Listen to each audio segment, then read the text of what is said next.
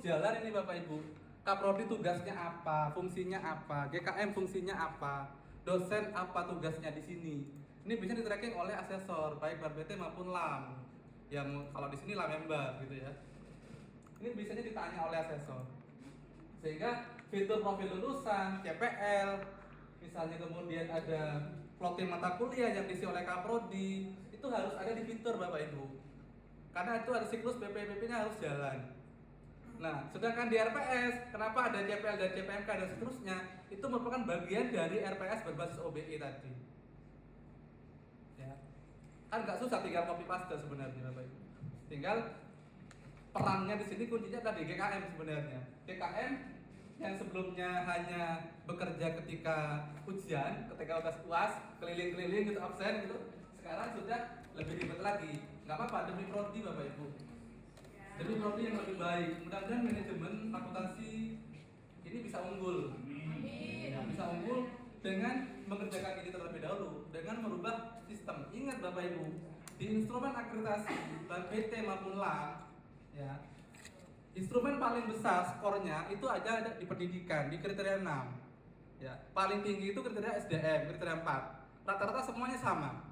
Di LAM itu kriteria 4 paling tinggi, di SDM profesor misalnya, yang doktor-doktor, misalnya jabatan fungsional rektor kepala ke atas, itu yang paling tinggi skornya Bapak Ibu. Yang kedua, kriteria pendidikan, kriteria 6. Kriteria 6 itu di dalamnya ada pembelajaran yang kayak gini Bapak Ibu, yang ditanya. Sehingga kami kenapa membuat LPS, kebutuhannya karena akreditasi Bapak Ibu.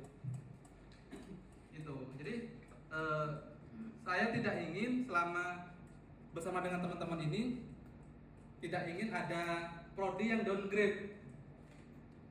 Ya, kalau bisa upgrade, kalau bisa lebih baik. Ya, next level. Bisa dicek Bapak Ibu ini LMS LP3M. Ini di Bawah, bisa ya bawah. di dashboard. Ya, itu Nah, udah dashboard bawah, bawah. Ini kacamata kita Bapak Ibu SDM ke bawah. S3 prodi kita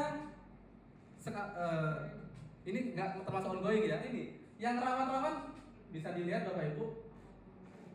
Nah, ini rawan Bapak Ibu. Misalnya ini 14, 15, 16 itu rawan sekali Bapak Ibu. Ya. Ini kami petakan, di Siakat nggak ada kayak gini, gitu loh. Kita petakan ini rawan sekali untuk downgrade.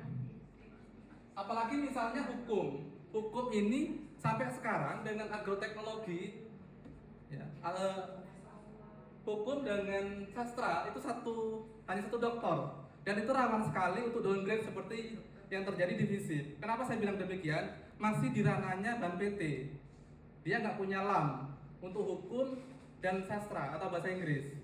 Gitu loh. Udah kami petakan itu Bapak Ibu. Ini wajah kita bersama gitu loh. Saya tidak membicarakan S2 manajemen karena ya syaratnya harus doktor kan. Ini yang S1 ini loh. Yang sampai tahun 2026 gitu loh. Sedangkan permintaan dari kriteria 4 SDM itu paling tidak minimal 3 dosen untuk doktor gitu loh. Kalau pengen bagus. Wajah kita seperti ini. Ini wajah kita. Ya, monggo.